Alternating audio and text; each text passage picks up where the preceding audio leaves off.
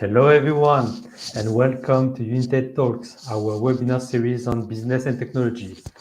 Today we'll discuss optimizing resource consumption and reducing the cost of cloud data platform with Tomek Chudzik, Director and Lead Cloud Architect at United.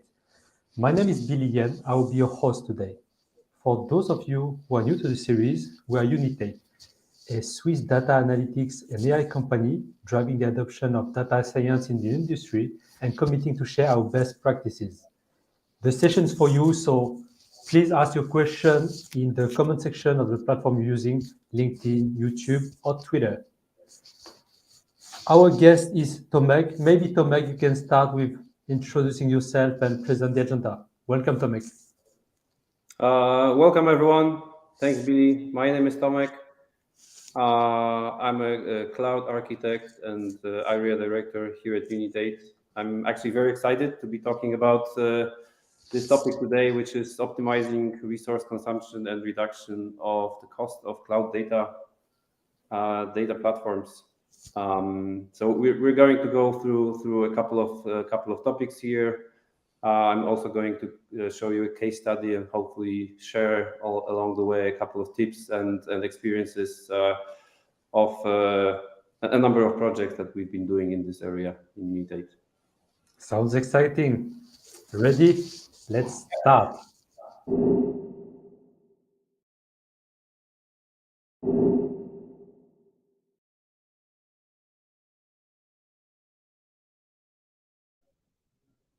Okay, great. I guess I'm live. So once again, the topic of this discussion is optimizing resource consumption and reducing the cost of cloud data platforms. And before I start, maybe I'll just share a bit of interesting news with you. I guess a lot of you have heard and read about Chat GTP, latest AI from OpenAI, which is really remarkable and amazing tool. I highly recommend playing with it. And I actually asked the tool today about the agenda that I should propose for a webinar like that. I don't have a slide for it, but I have to say I was really amazed. The agenda made a lot of sense and kind of matches a lot of the things I'm going to talk about. So do check this tool out. It's really cool, and it's really amazing to see how AI has advanced over the past years. But to the topic, let's start with some high-level statements and an overall introduction of the subject we're going to talk about. So it's obvious that cloud adoption is increasing and growing. There has been some latest study by Gartner showing that the cloud spend around the world has increased by over 20% and is in the areas of 600 billion in 2022. And this number is likely going to go up. When it comes to data platforms, there are some estimates that say that the 2-year total cost of running data platforms in medium enterprises ranges between 6 and 15 million. For larger enterprises, it's anything between 17 to 42 or even more millions of dollars. So really big amounts of money and something hard to forget about. At the same time, different reports say that cloud waste is growing, and various reports estimate that something around 32% of the resources and money that's going into cloud is actually wasted, and it's an increase compared to last year. And the estimates are that those numbers actually are much higher, and this number is only going to go up as our tooling advances and we're able to actually measure our waste even better. So cloud spend growing, waste growing, so a lot of money wasted. But something remains unchanged. Everybody agrees that it's important to invest in data.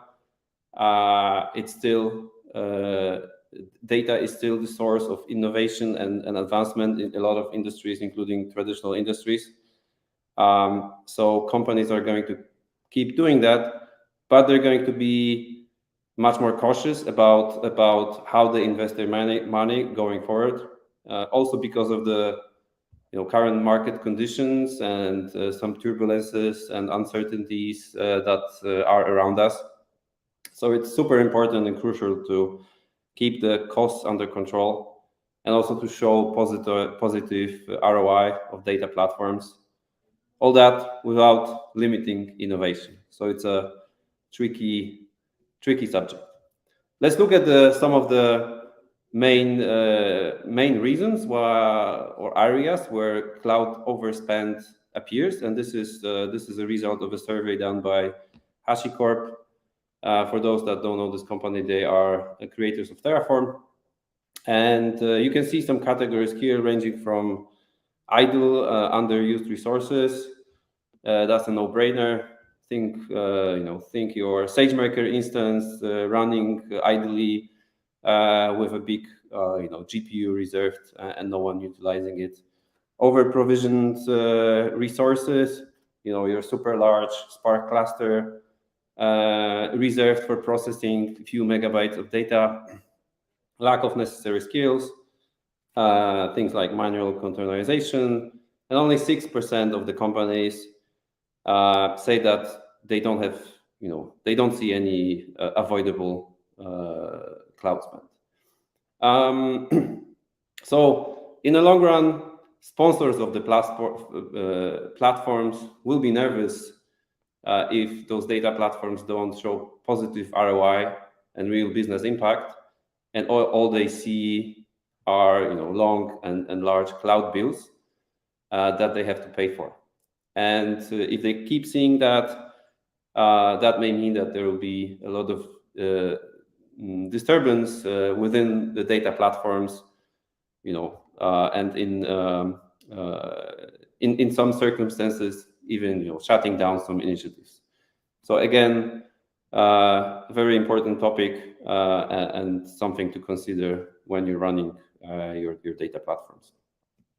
But before we talk more about how you actually go about controlling your costs on your data platforms, let's quickly have a look at what actually a data platform is.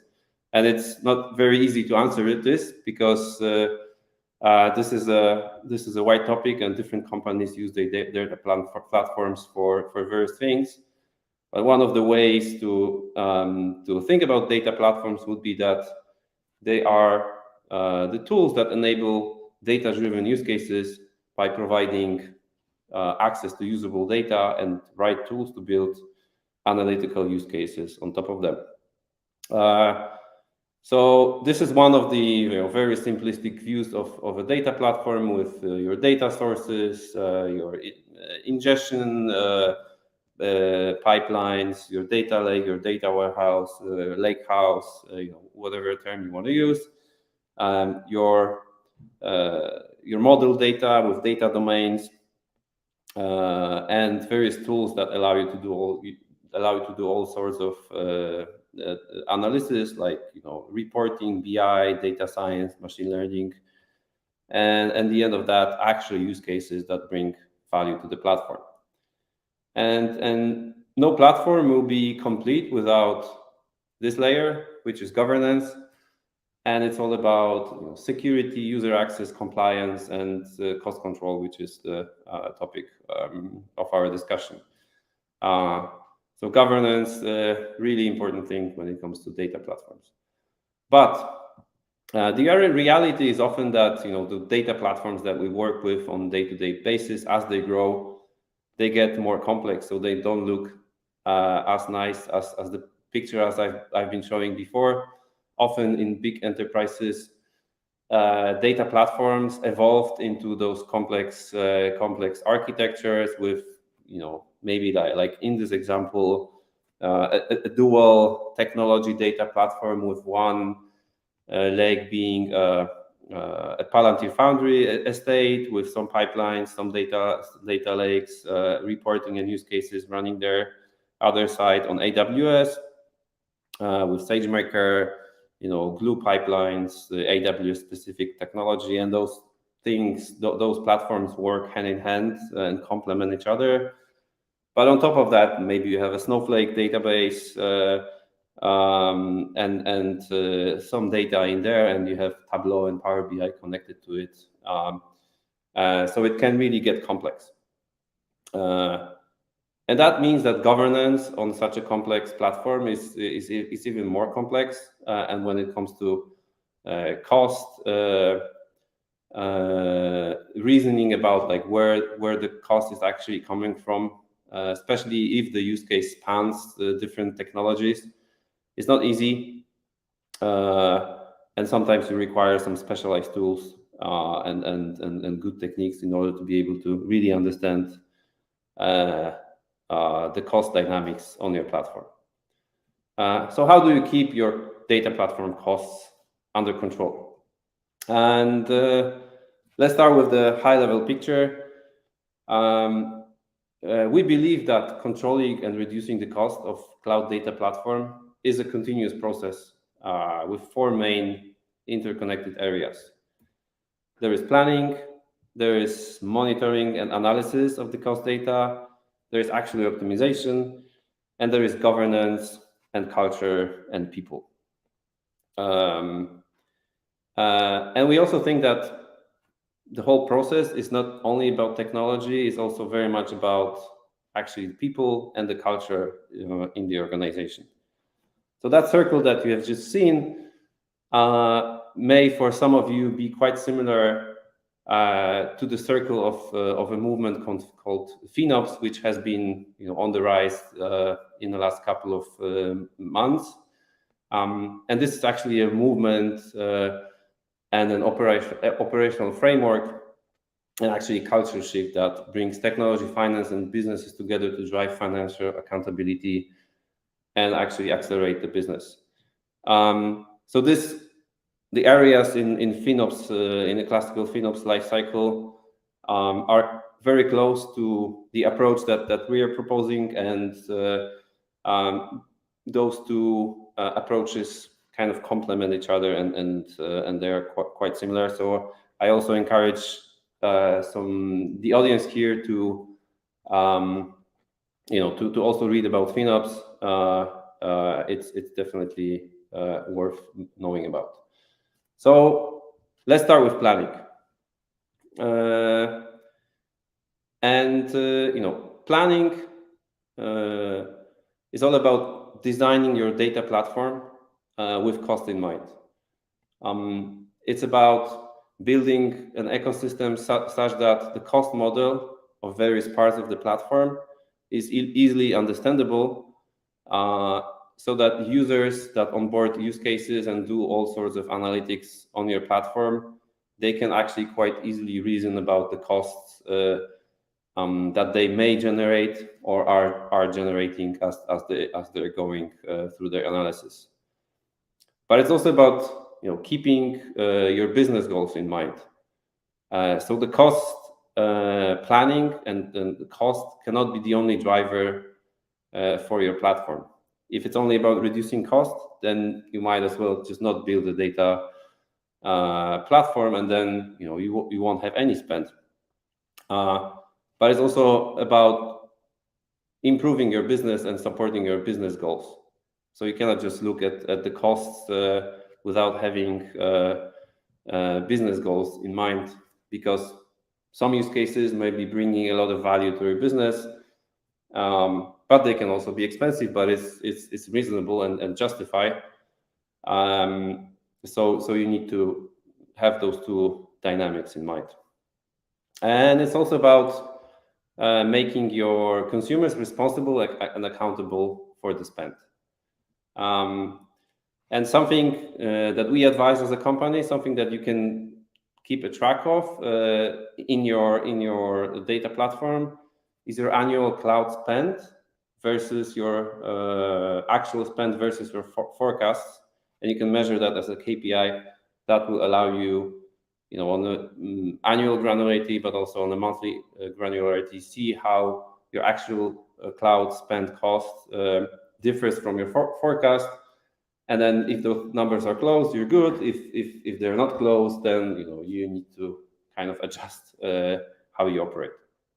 One other interesting area and topic to consider in the subject of planning is that hybrid data platforms often consist of different tools that have very different cost plans. The way you measure your cost is different. You have different units. So, for example, I'm bringing up Snowflake pricing on the screen here. In Snowflake, you have a lot of tiers. You pay for usage, you pay for storage, and you also have certain credits that you use. And it's not very easy to reason about those credits and how your workloads are going to are actually going to be reflected on your bills. Also, tools like Databricks, they also have their Databricks units, a lot of tiers. If you actually want to compare tools and be comparing apples to apples, it's not super easy because a lot of data is kind of obfuscated and hidden behind those tiers and units.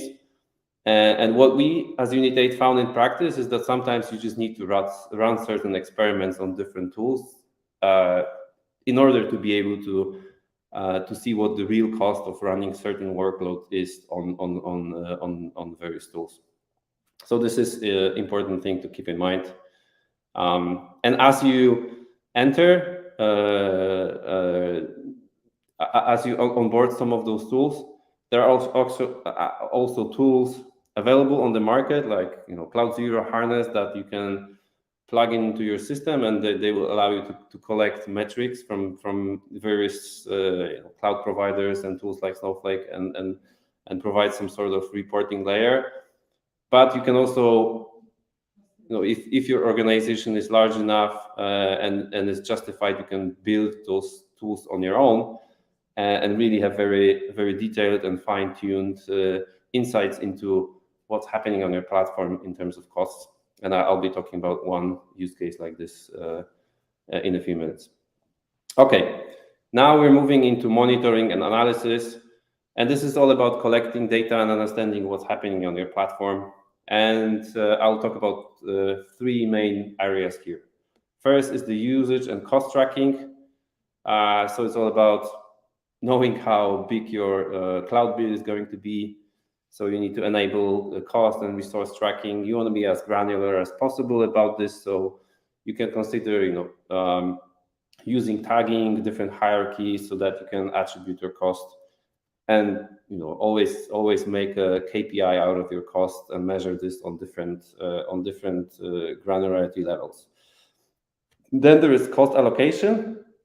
So you actually need to be able to know where most of the cost is generated, and also need to be able to measure that cost also in environments where your use case can span a lot of technologies.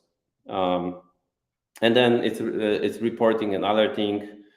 So it's all about setting those cost policies, limits on use cases, on organizations, sub-organizations, and also giving your end users access to all that information and alerting them about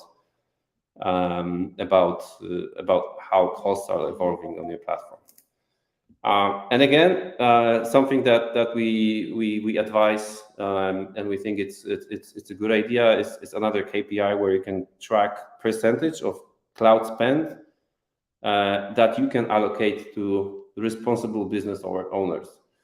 So what that means is that you don't want actually a situation where you can only attribute the cost of your cloud data platform to, for example, IT department.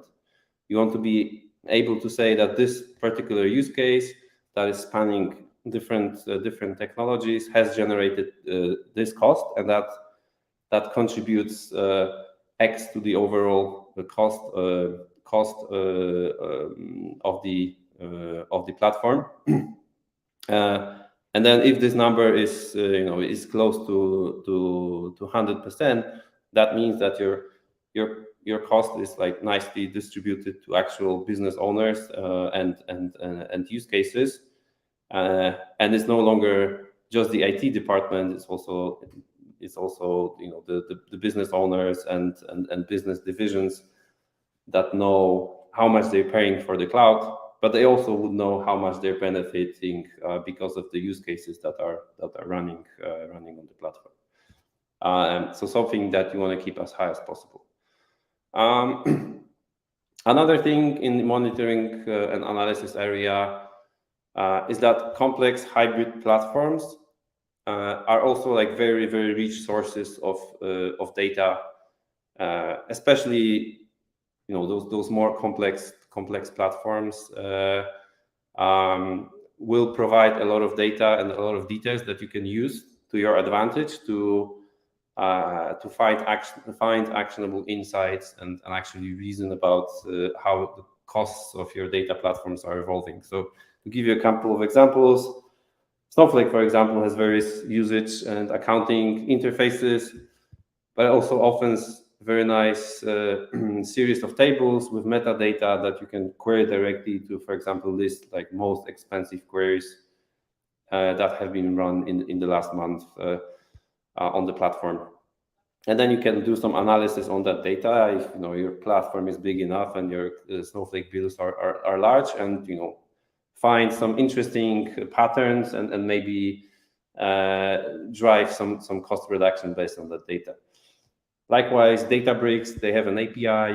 You can scrape jobs from there and for example look at schedules. This is something that we often do in Unit8.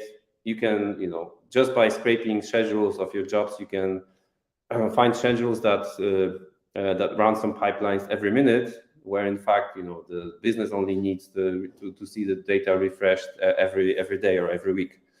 So just changing schedules on various jobs can actually save you a lot of money. Likewise, S3, like you can, for example, look at who's accessing your data, and maybe you find out that your biggest Parquet file that is so expensive to produce, no one is accessing it, and you can just disable your pipeline. So this is just to make us realize that there's a lot of metadata in our systems, and you can actually tap into this data and extract a lot of actionable cost-reducing insights. Another interesting trend and something that we see a lot is the rise and growth of low-code and tools and self-service tools and various advancements in technology of data platforms that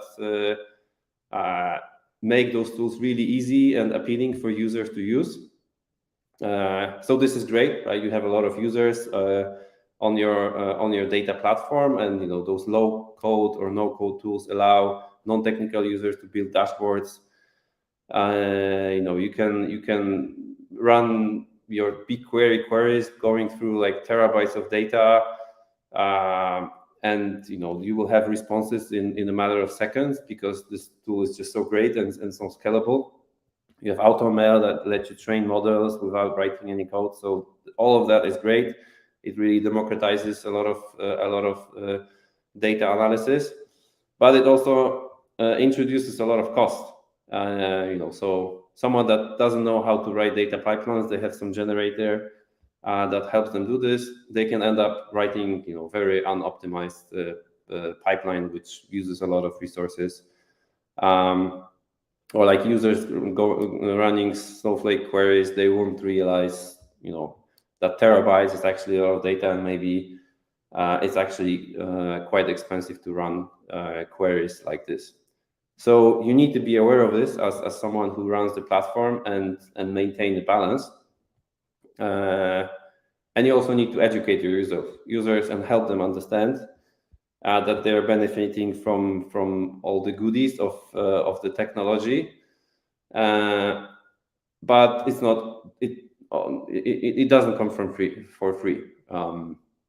And here you also need to double down on monitoring and alerting. So if you need to be on top of the costs that more users are generating on your platform.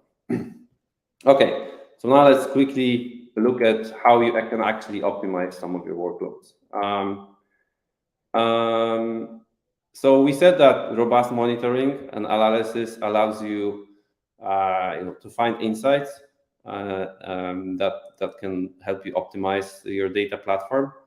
And all of us will at some point be here and we'll need to optimize our data platforms. It's kind of good if you're not here because you just got a very, very large bill and you're in a panic mode and you just need to optimize something. It's much better if you are here because you were aware of how your costs are evolving. You had forecasts, you're monitoring, and you know that you're not trending in the right direction, and you just need to look at how your data platform can be optimized. And let's just look at a couple of techniques that one can apply to optimize the cost. And this is a really broad topic. It depends on what sort of tools you're running on your platform, what's the architecture, what workloads you have, what sort of users. So there is so many different things that you can do to optimize the platform. This is just some sort of view that allows you to put like the savings and the effort on the scale, so you can see like what's quick and easy, like removing idle resources and shutting things down. That's a low effort and it can save money. But really large savings often come from like those high effort things like replatforming or re-architecting. So something to consume offline.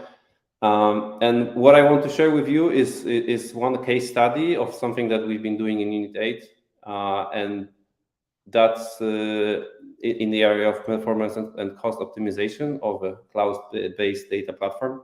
So we've been working with a couple of our clients, and I'm going on slightly similar projects, but I'm going to share the story of one of them, a client that had a really big user base, and the cloud data platform that they had is really successful, with more than 3,000 active users and like thousands of use cases, and all that leads to cost growth. And we partner with that client, and together with them we built a solution that first of all was reading metrics, logs, collecting data from different parts of the platform, analyzing workloads, and identifying performance bottlenecks with actionable insights.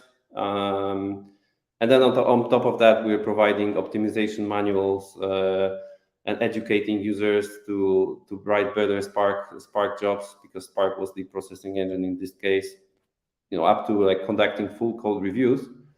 But I think the most interesting part is actual something I mentioned earlier. You can read insights from your platform, and by analyzing the data, you can often find like low-hanging fruit, things that you can disable on the spot, and you're reducing your cost. And with this particular example, like after the first month of users, so very quickly after onboarding the tool, a lot of things were removed, and cost went down by 5%. And this is still going on. The tool is running. And some of the things that we've done there was removing pipelines for the use cases that no one was using. A very simple thing, but there were those pipelines producing data that no one needs. I mentioned job frequency, so this is one of the things that we did here. Like some of the data sets didn't have to be built as often. Things like removing non-production schedules, all that leads to cost reduction, and you can actually automatically derive insights like this.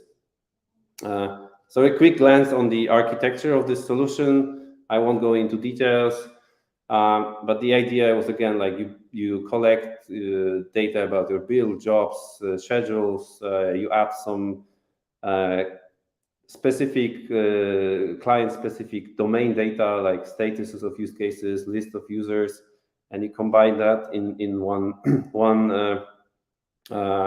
data set, and then you run an analysis on top of it, and you can build dashboard, you can alert, you can build reports, and you can provide actionable insights. And this is a quick glance on the UI of one of the solutions that we are building, which just shows the breakdown of one of the actionable insights, which was about, hey, you have all those data pipelines that are running for the decommissioned use cases, and this is how much they're costing you. Maybe you should go and remove those pipelines. And we've, as I said, we've actually run a couple of use cases like this, and partner like us can help their clients in optimizing cost consumption and resource utilization. And we are also quite flexible when it comes to the model that we operate in, and also going into a pay-per-results model where we only charge for the savings that we've produced.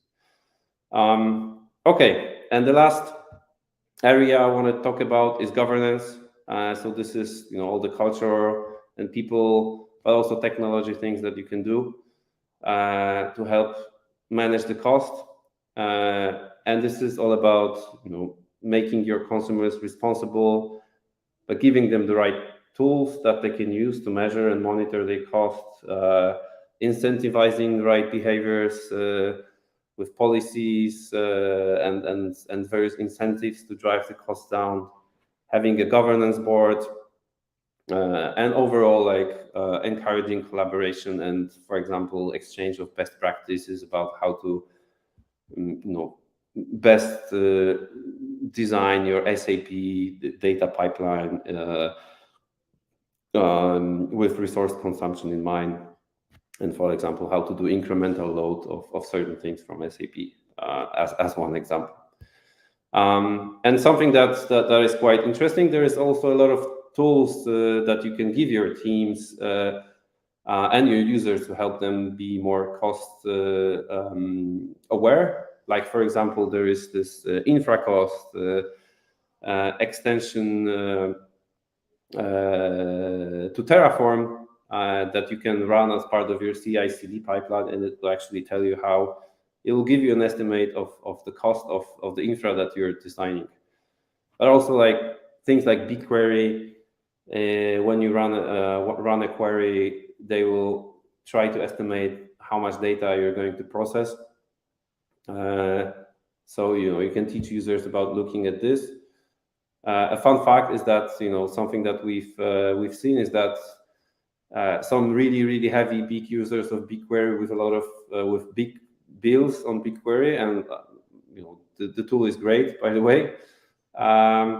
They went as far as creating plugins to web browser that will in-fly for the users change this number into actual dollar value, so it's even more apparent for the users and clear what is the cost of running the queries, big analytical queries on vast data sets. So this is just one example of the thing that you can do to help you drive the cost down.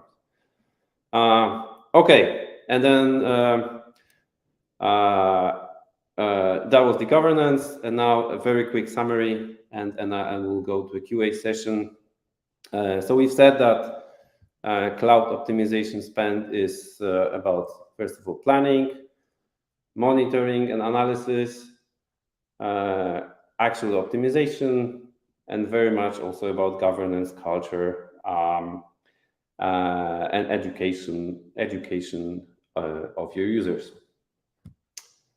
And that's it. Thank you very much.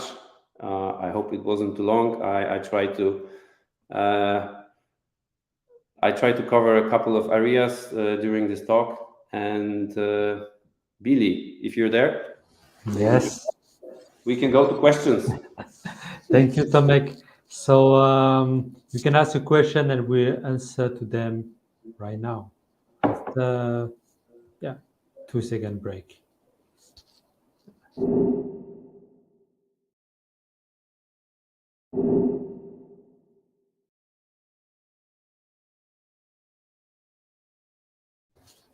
Yes, thank you, Tomek. It was a lot of useful tips. I hope you guys enjoy as well. We have a few questions indeed. First, at the beginning, I think, of your presentation, you had some slide, and on some of them, you were mentioning data domains. This is a question from Benji. Can you explain what are those? Data domains. I guess this was in the very high level overview of a data platform. Yeah. So data domains was basically highlighting the area of your data platform where you have like well modeled and curated data divided into different domains. So like say you have a manufacturing you're a manufacturing business, and maybe you have some sales related data, some production supply chain related data. So these are the data domains that I was talking about.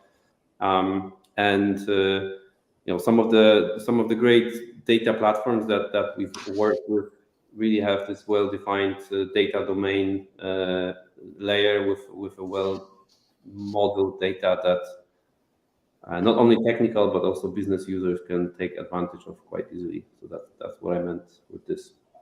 Thanks. I hope it answers your question, Benji.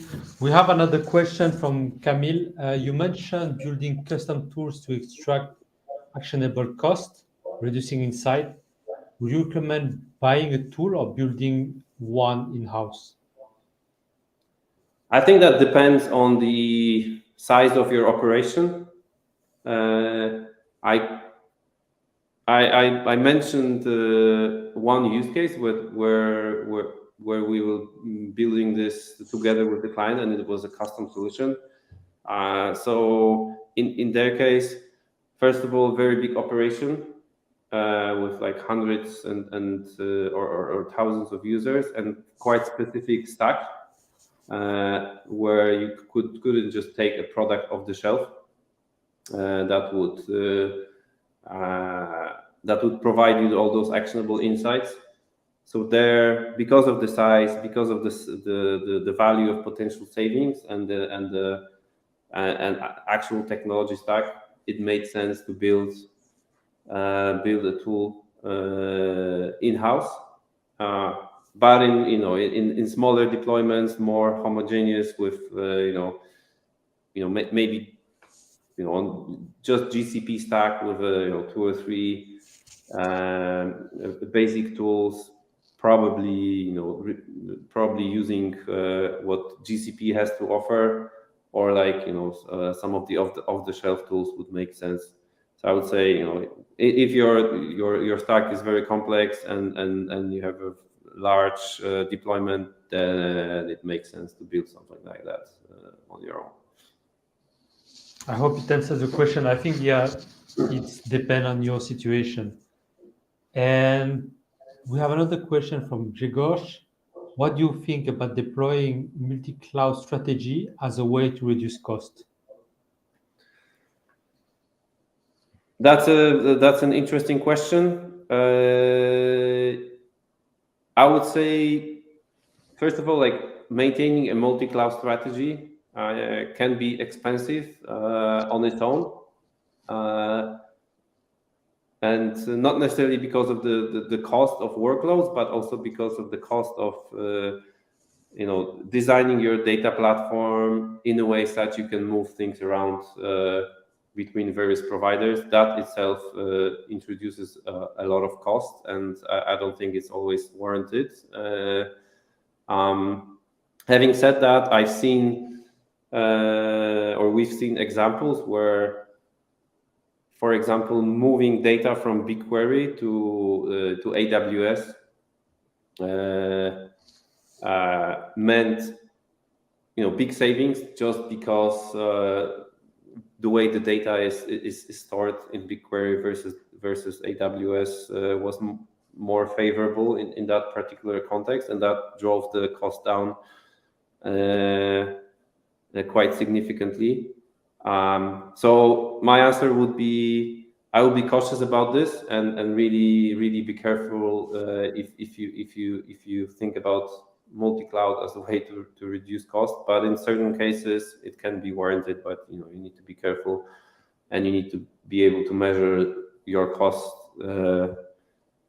throughout like a hybrid environment, which is inherently more complex. Thank you, Tomek, for this answer. If any of you have more questions, feel free, that's the moment. I'll give you a few more seconds.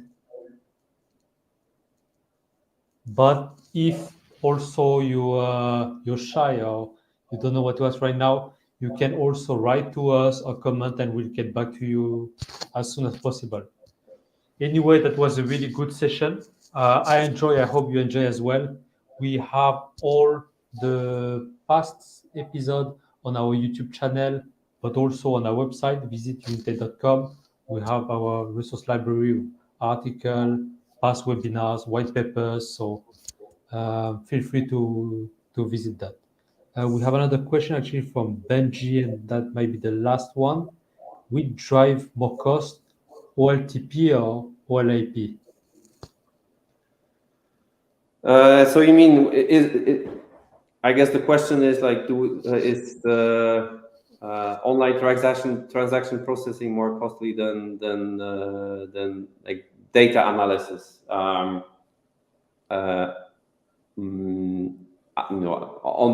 the data that is usually produced from transactional systems. Let me think about this one. I mean, probably when it comes to it's probably hard to answer this question, but my intuition would be that if your data from OLTP systems is then fed into